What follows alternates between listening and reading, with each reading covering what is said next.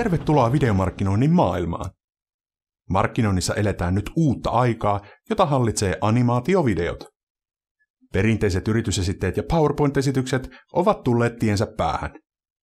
Nyt videoita katsotaan verkossa enemmän kuin koskaan aikaisemmin, ja YouTube on maailman toiseksi suosituin hakukone. Miten tämä kaikki liittyy myyntiin ja markkinointiin? No, markkinoinnin tarkoitus on tehdä myyminen tarpeettomaksi.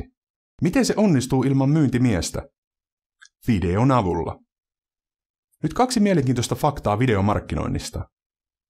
Yli 50% yrityksen päättäjistä katsoo mieluummin videon kuin lukee blogitekstiä.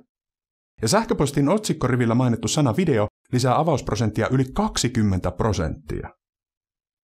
Lisäksi videot saavat potentiaalisen asiakkaan toimimaan tehokkaammin kuin teksti. Unohtamatta, että tuotos-panossuhde markkinointivideoissa on ylivoimainen.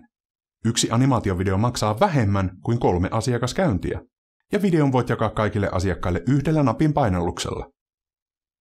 Video toimii yrityksesi virtuaalisena myyntimiehenä ja kiinnostuksen herättäjänä. Se on paras investointi, mitä voit tehdä markkinointiisi. Lisäksi video toimii myös globaalisti lisäämällä siihen toisen kielen. Joko sinä käytät markkinointivideota? Mitä vielä odotat? Ota meihin yhteyttä.